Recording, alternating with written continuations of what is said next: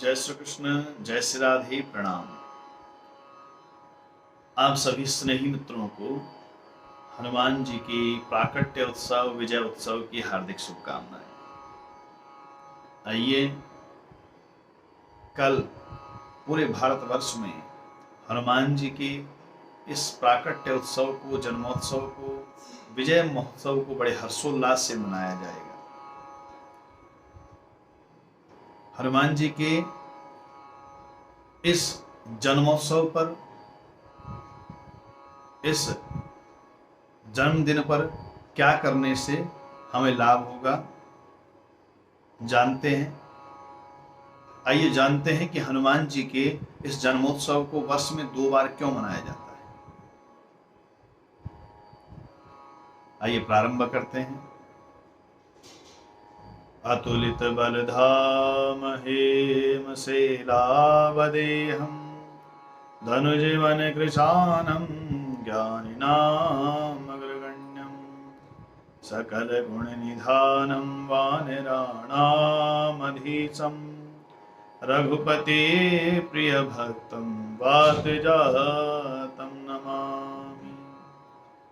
श्री गुरु चरण सरोज रज निज मन मुकुर सुधारि बरनौ रघुवर बिमल जसु जोदायक फलचारि।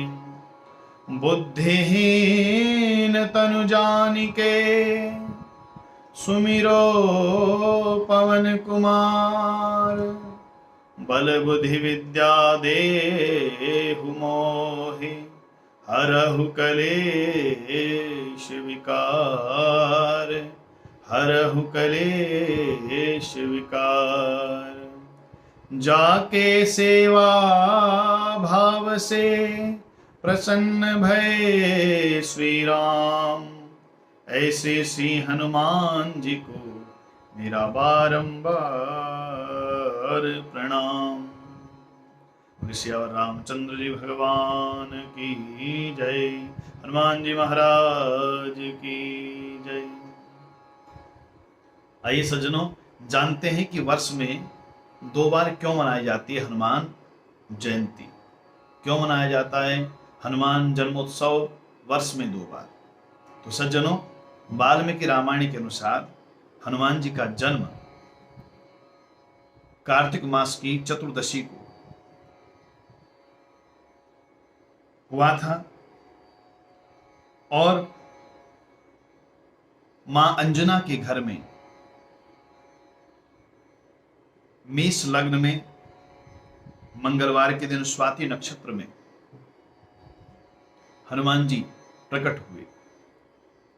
जगत का उद्धार करने के लिए, भक्तों की रक्षा करने के लिए और राम काज को संवारने के लिए हनुमान जी स्वाति नक्षत्र में मंगलवार के दिन, कार्तिक मास की चतुर्दशी के दिन मां अंजना के घर में प्रकट हुए, जो भगवान भोलेनाथ के 11वें रुद्र अवतार हैं। साक्षात शिव ही प्रभु राम की सेवा करने के लिए हनुमान जी के रूप में प्रकट हुए। वाल्मीकि रामायण के अनुसार कार्तिक मास की चतुर्दशी हनुमान जी का प्राकट्य उत्सव है। तो सज्जनों, यदि कार्तिक मास की चतुर्दशी के दिन हनुमान जी का प्राकट्य हुआ था, हनुमान जी प्रकट हुए थे, हनुमान जी का प्रादुर्भाव मां अंजना के घर में हुआ था, तो फिर चैत्र मास की पूर्णिमा के दिन हम हनुमान जी का जन्मोत्सव क्यों मनाते हैं। सज्जनों, इसके पीछे एक रोचक कथा है। कथा आपने सुनी है, लेकिन फिर भी जिन लोगों को जानकारी नहीं है उन लोगों को जानकारी हो जाए, इसके लिए भाव सहायता के माध्यम से ये वीडियो आप सबके मध्य बनाई है। सज्जनों, जब समुद्र मंथन हुआ, उसके पश्चात जब अमृत का पान देवताओं ने कर लिया, असुरों में से राहु देवताओं के बीच, सूर्य और चंद्रमा के बीच में जाकर बैठ गया, जिसने अमृत पान कर लिया धोखे से। भगवान नारायण ने सुदर्शन चक्र से 2 भागों में विभक्त कर दिया, ऊपर का भाग राहु और नीचे का भाग केतु बना। सर राहु बना और धड़ केतु। सूर्य और चंद्रमा ने भगवान से शिकायत की, लेकिन राहु अमृत पान कर चुका था, इसलिए उसको मारना असंभव था। सूर्य और चंद्रमा से बैर रखने लगा राहु। राहु छाया ग्रह है, आप जानते हैं, और छाया सूर्य और चंद्रमा को ग्रसित कर लेती है, यानी ढक देती है। जैसे ही राहु सूर्य को ग्रसित करने के लिए आया, तो हनुमान जी बाल्यावस्था से ही दिव्य शक्तियों से संपन्न थे। भूख बहुत लगी थी, सूर्य को आम्र फल समझा और उसको निगलने के लिए, उसको खाने के लिए एक ऊंची छलांग लगा दी। और जैसे ही सूर्य के नजदीक हनुमान जी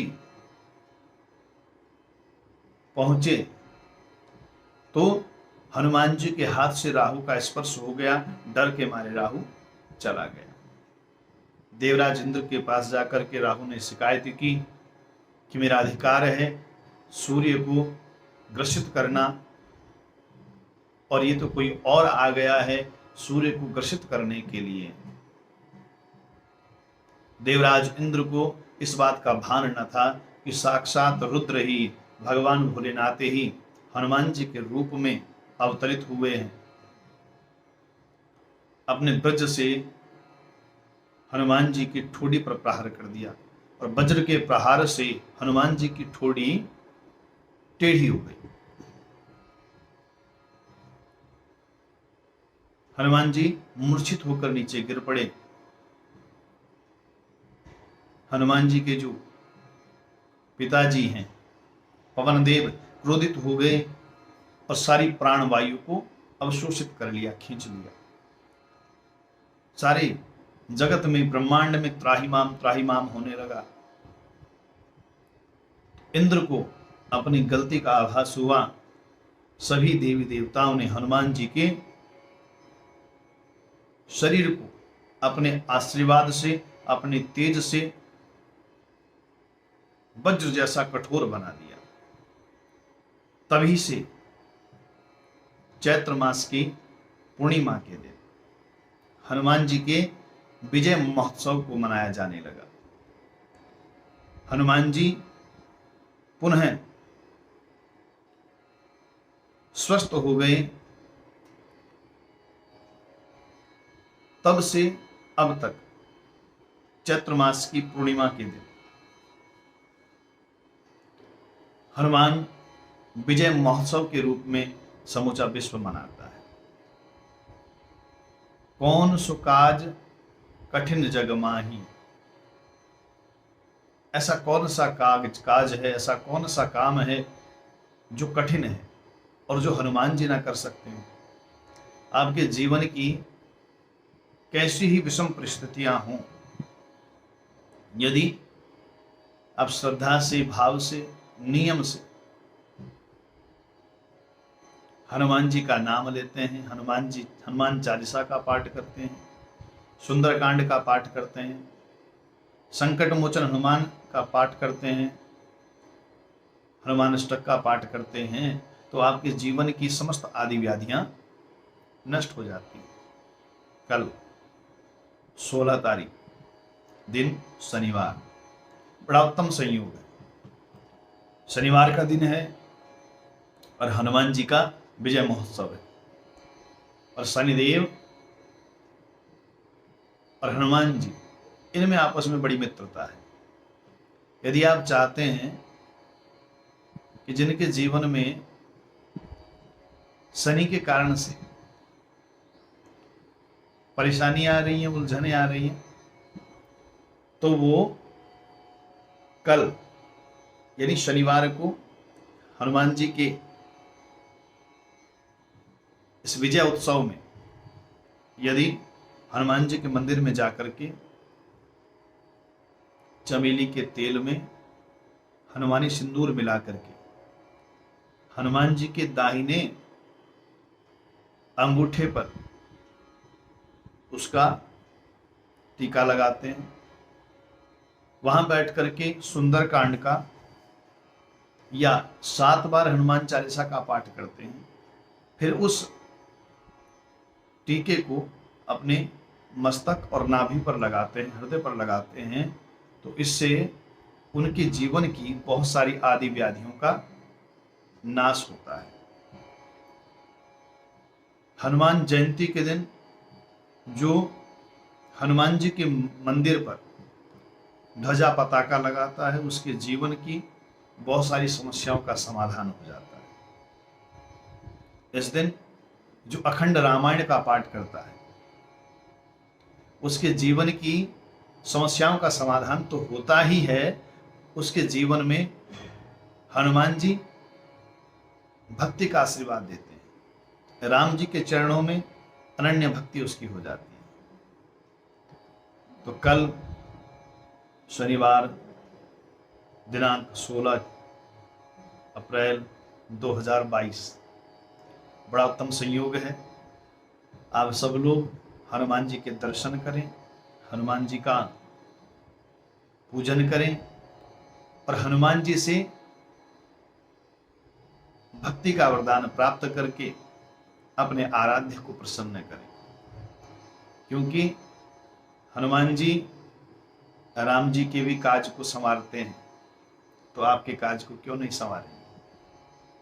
हनुमान जी कृष्ण जी के साथ भी थे, राम जी के साथ भी थे और आज भी हैं।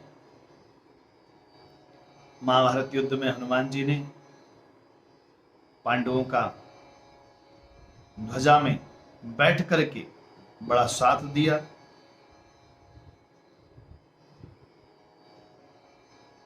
महाभारत की इस युद्ध में पांडवों को विजय दिलाई और भगवान रामचंद्र जी के साथ रह करके कठिन से कठिन कार्यों को भी सुगमता से हनुमान जी ने उसको संपूर्ण किया। और आज भी हनुमान जी अपने भक्तों के काम को साधने के लिए सदैव तत्पर रहते हैं। जहां जहां राम का नाम लिया जाता है, कृष्ण का नाम लिया जाता है, हनुमान जी वहां पहरेदार के रूप में भक्त की रक्षा करते हैं। तो हम सबको भी हनुमान जी का आशीर्वाद मिले, इसके लिए हमें हनुमान जी को प्रणाम करके राम राम करके पीपल के पत्ते पर गेरू से राम राम लिखें और हनुमान जी के गले में यदि चढ़ाएं तो कैसी भी समस्या हो उसका समाधान हो जाता है। चमेली के तेल का दीपक जलाएं, जीवन में आनंद आएगा। सुंदरकांड का, रामायण का पाठ करें और अपने जीवन को धन्य बनाएं। जय श्री कृष्ण, जय श्री राधे, जय श्री राम, जय श्री हनुमान।